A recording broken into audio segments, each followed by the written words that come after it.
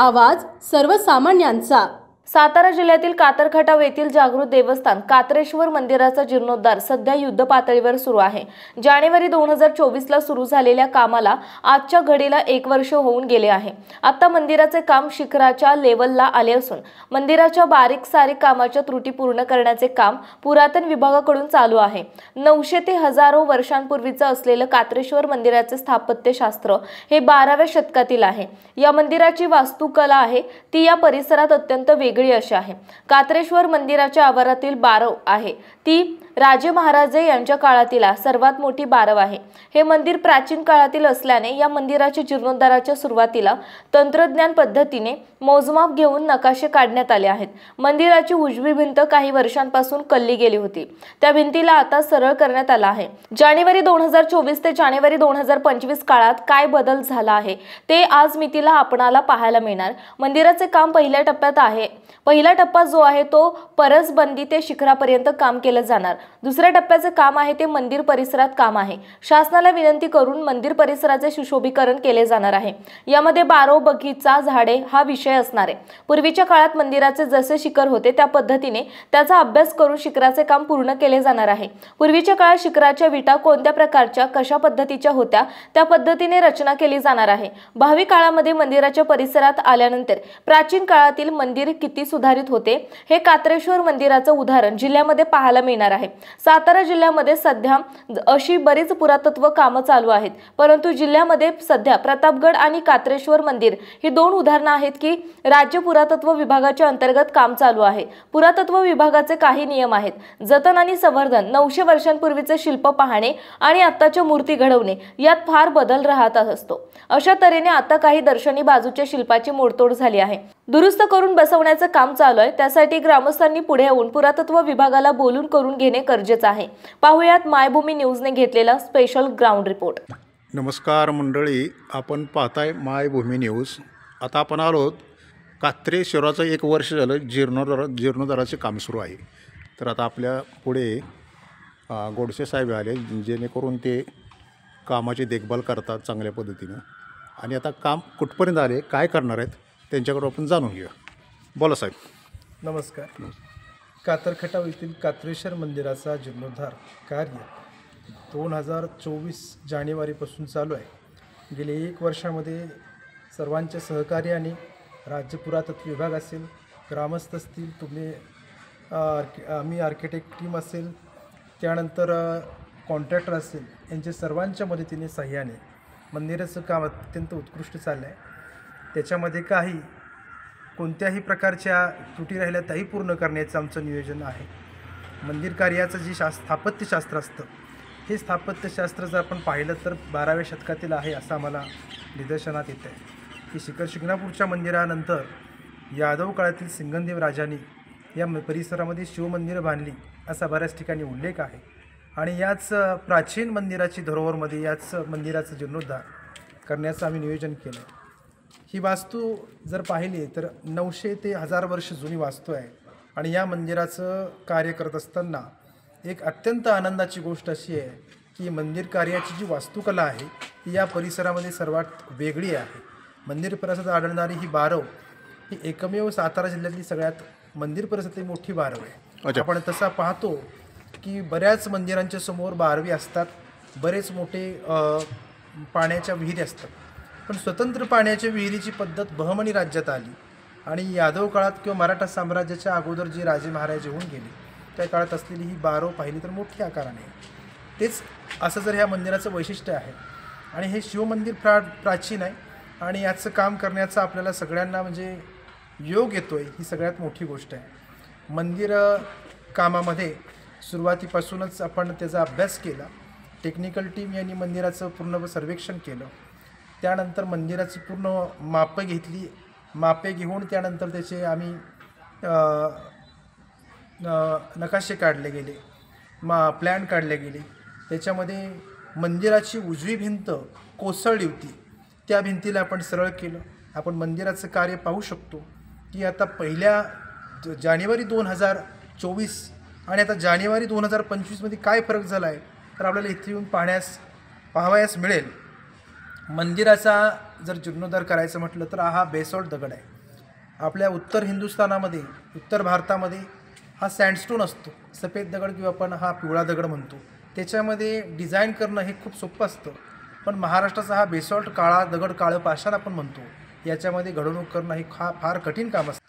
आता मंदिर हे कात्रेश्वर मंदिराचं काम सुरू झालं 1 वर्ष झाले. तर आता पुढची प्रोसेस काय? आता शिखरापर्यंत आलं आहे. काल परवा वाहने येऊन गेले, वाहने साहेब. मग काय चर्चा काय झाली? 12 विषय काय त्याचे मोजमाप झालं? बरोबर. मंदिराचं कार्य आत्ताच्या फेजपर्यंत जे आलं आहे त्याला आपण पहिला फेज म्हणतोय. मंदिराचं काम 2 टप्प्यात करतोय. पहिला टप्पा जो आहे यामध्ये मंदिराच्या शिखरापर्यंतची जी कामं आहेत, अगदी मंदिराच्या भोवतीची आपण पाहतोय फरसबंदी, ह्या फरसबंदी ते शिखरापर्यंतचं काम आपल्याला करायचं आहे. आणि मंदिराच्या दुसऱ्या टप्प्यामध्ये शासनाला विनंती करून आपण मंदिर परिसर आपण डेव्हलप करणार आहे. म्हणजे इथून पुढचा जो भाग आहे मंदिर परिसर आपण डेव्हलप करतो. आणि मंदिर परिसराच्या भागामध्ये मग ते उद्यान असतील, गार्डन असतील, यांचं डेव्हलपमेंट, बारव असेल, यांचं जीर्णोद्धार करणे, म्हणजे बारवाच्या आसपास परिसर झाडी आहे, हिरवळ आहे, त्या ठिकाणी लॉन, बगीचा करणे, हे त्याचा उद्देश आहे. आत्ता सध्याला मंदिराभोवतीची फरसबंदीचं बऱ्यापैकी काम झालेलं आहे. आणि मंदिराच्या वर सुद्धा टाची मारण्याचं काम, पॉलिशचं काम, पॉइंटिंगचं काम, ह्या गोष्टी बऱ्याच झालेल्या आहेत.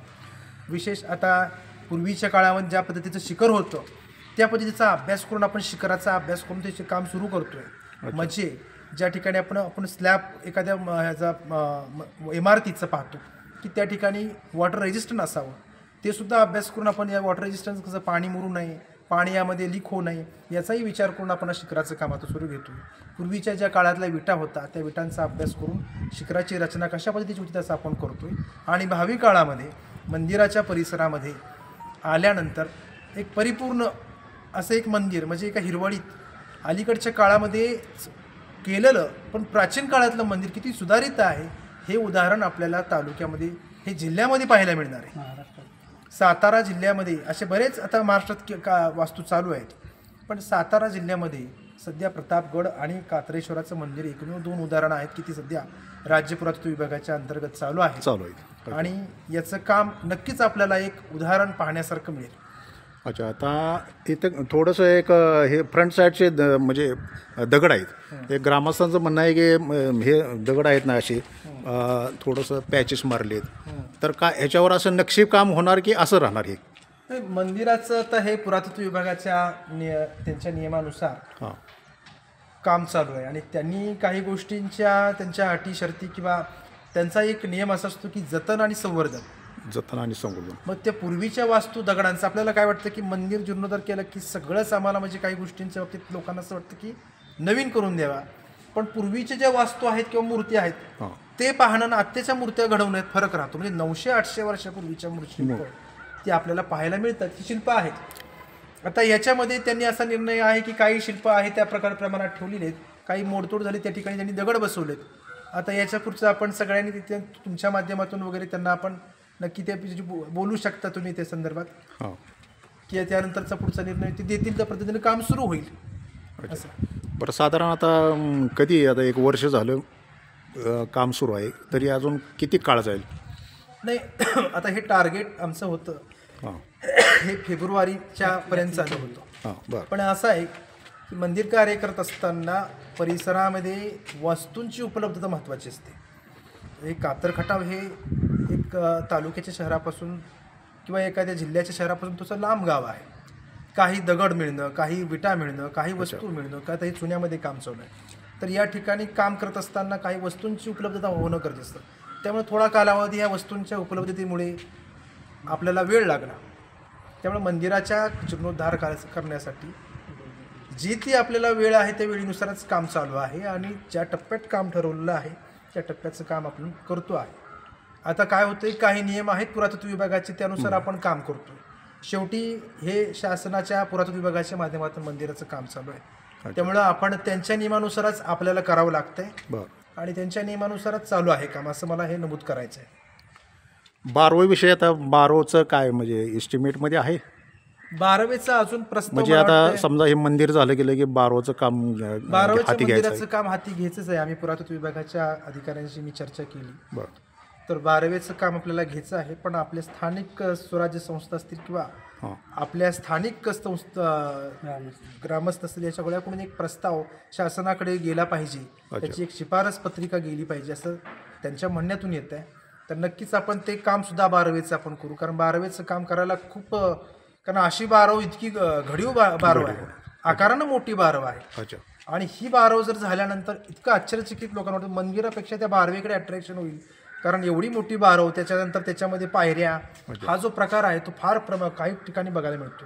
बऱ्याच महाराष्ट्रात आणि आपले सातारा जिल्ह्यातल्या बारव नेस्त नाबूद झाल्यात, पण आपल्या भागामध्ये या ठिकाणी पलीकडे एक गाव आहे, मला वाटते गुरसाळे गाव, गुरसाळेमध्ये बारव आहे, त्याचंही मला वाटतंय स्थलांतरित थोडीशी पडझड झाली. अशा बारवी आपल्या परिसरात बांधल्या गेल्या, त्यामुळे ही बारव झाली तर आपल्याला खूप छान उत्कृष्ट उदाहरण आणि उत्कृष्ट नमुना वास्तुकलेचा आपल्याला पाहायला मिळेल आपल्या पूर्वजांचा. बोला तुम्ही आता ग्रामस्थ, काय काय तुमचं काय सांगा. कात्रेश्वर मंदिराचं काम जीर्णोद्धाराचं गेल्या वर्षापासून चालू आहे आणि मंदिर बऱ्यापैकी त्यांनी जीर्णोद्धार करत आणलेलं आहे आणि बाकीचं राहिलेलं काम ते थोडं कालांतरानं होईलच, त्याचा विषय आहे. पण इंटरनल जे दर्शन लोकांना उत्सुकता आहे की मंदिरात जाऊन दर्शन घ्यावं, आलं लक्षात. तुम्ही आमची इच्छा आहे आणि आता येणाऱ्या महाशिवरात्रीला मोठा उत्सव असतो आपल्या मंदिराच्या संदर्भातला कात्रगटामध्ये, कात्रेश्वर मंदिरात. तर त्या दिवसापर्यंत आम्हाला हे मंदिर ओपन व्हावं आणि सगळ्यांना दर्शन मिळावं अशी एक अपेक्षा आहे. तर त्या संदर्भात आपण जर प्रयत्न करून हे आम्हाला पुढं करून गेलं तर बरोबर. नक्कीच आपण शासनाला विनंती करू शकतो आपण आपल्या माध्यमातून. म्हणजे आता हे कसं आहे, मंदिराचं आतील काम बऱ्यापैकी पूर्ण आहे, काही मूर्त्यांचं काम जे आहे, काही देवळातील मूर्त्या आहेत जे आपण देवकोष्ठ म्हणतो, देवकोष्ठातल्या काही मूर्त्या आहेत, त्या मूर्त्या बसवण्याचं काम वगैरे करायचं बाकी आहे.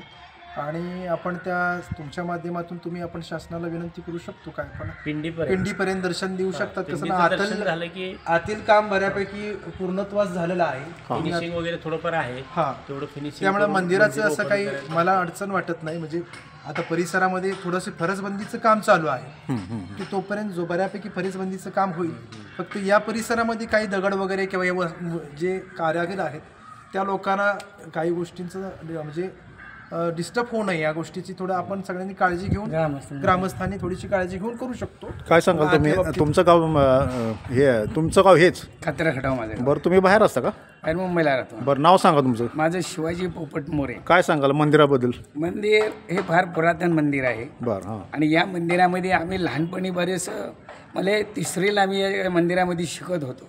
म्हणजे इथे शाळा शिकत होतो? ज्या शाळेत शिकत होतो, आणि शाळा बी इथे उपलब्ध नव्हत्या. म्हणजे मंदिरातून, तालमीतून, त्यानाही मंदिरातून अशी आम्ही शाळा शिकलेलो आहे.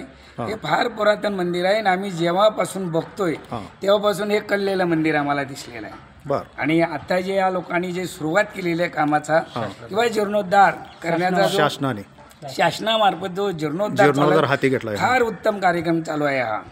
आणि ह्या कार्यक्रमातून आम्हाला ह्या मंदिराचं जे कार्य जे आहे ते अतिशय चांगल्या पद्धतीनं चाललेलं आहे असं दिसून आलेलं आहे. आपल्या परिसरातील महत्त्वाच्या बातम्या पाहण्यासाठी मायभूमी न्यूज चॅनलला यूट्यूबवर सबस्क्राईब करा आणि बेल आयकॉन प्रेस करा.